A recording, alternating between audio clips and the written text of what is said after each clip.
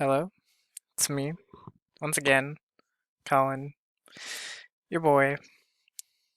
This is obviously my first attempt. I've never made a mistake before, ever. Like, not once. And so, without making a single mistake, I made this flawless program. Not recently. Like, this is like my first program.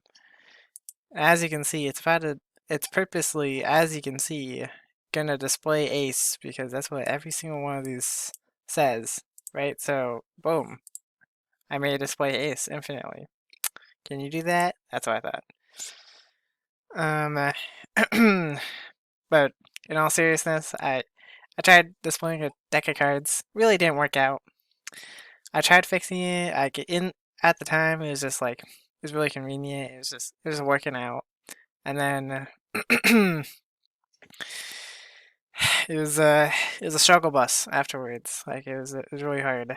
It, and then I kept making mistakes. It was just and then it just got more confusing. And then I just gave up. I gave for a little bit, and I just went and focused on AP Physics because I was draining most of my focus and energy.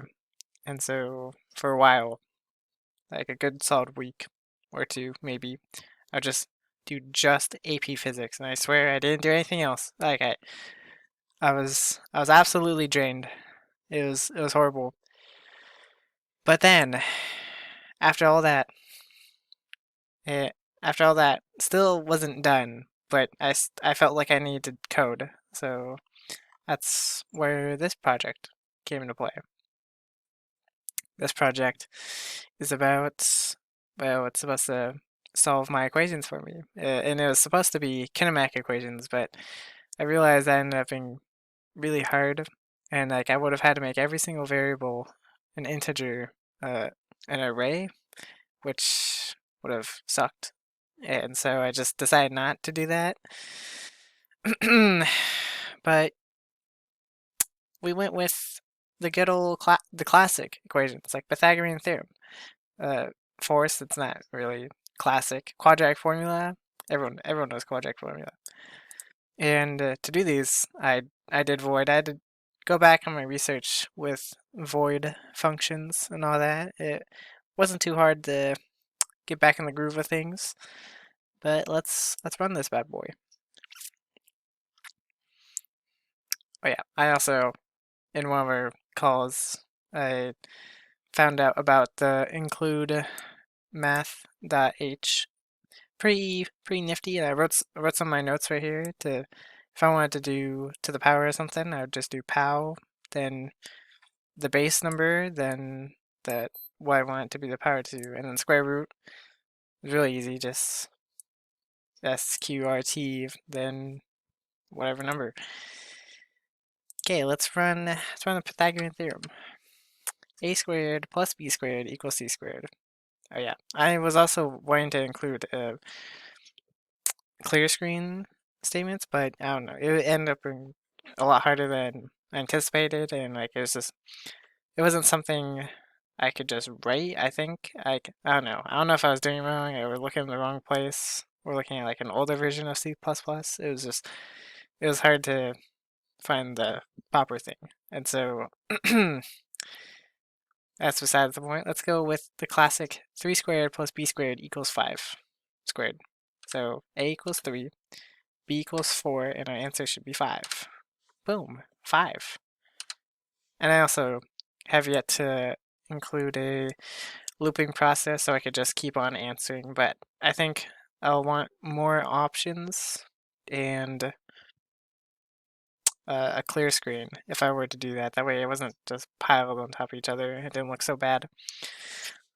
Formula for force, pretty simple stuff. Acceleration times mass. Say the acceleration is of an object falling down. So 9.81, that's gravity, right? Multiplied by mass, let's say it's 20 kilograms. Boom, 196.2 newtons. To run it all the way back again, maybe I should make that loop sooner than later.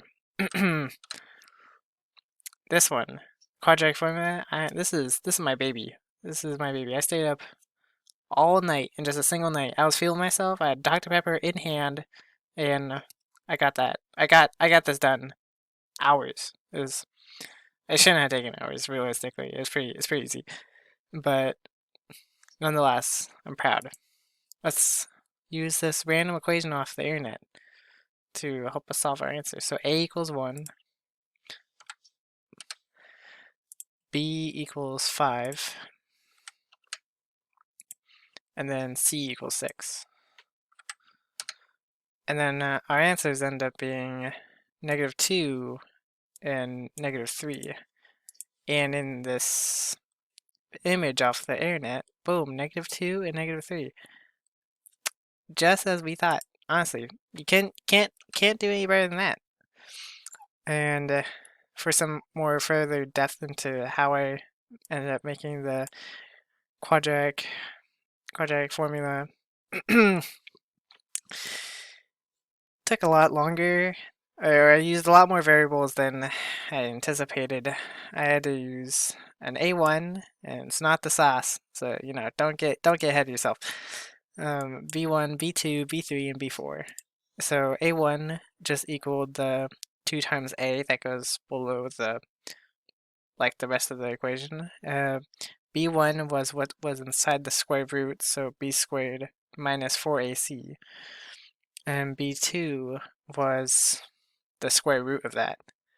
Honestly, I probably could have made that just B1 equals B1 square root, but I mean, we're already here. Then I made a B3 and a B4, both for the different plus or minus of the square root. And then x and x1 for each different possibility, as in like b3 over a1 and b4 over a1, and then boom, displays our answer. That's about it for the code that I've made, but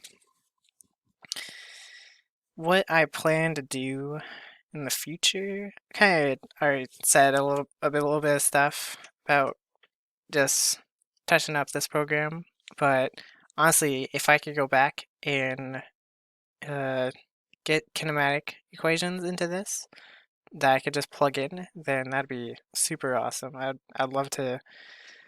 Well, I'd love to have that. I don't know about doing it. Doing it, that sounds like a lot of work. But another thing would be to find the different variable of equation. Like let's say in the force equation, I have it as F. Like you find the force. And so it's, F equals mass times acceleration. Well, if I wanted to find the acceleration, then I would have to do force divided by mass. And then, just to get those different ends of it, because, math isn't always as simple as it is. And same thing for the Pythagorean theorem. Like if I wanted to find B or A, then I would have it do all that funny business. But that's kind of why the quadratic formula is so simple, is because there's really only one way to really do it, But for like a personal future plan after this quarter, I hope, at least I've been wanting to get a job for a while, but it's just not been working out. So that's always a hope in the future. But that's about it. That's about it for me. See you next time.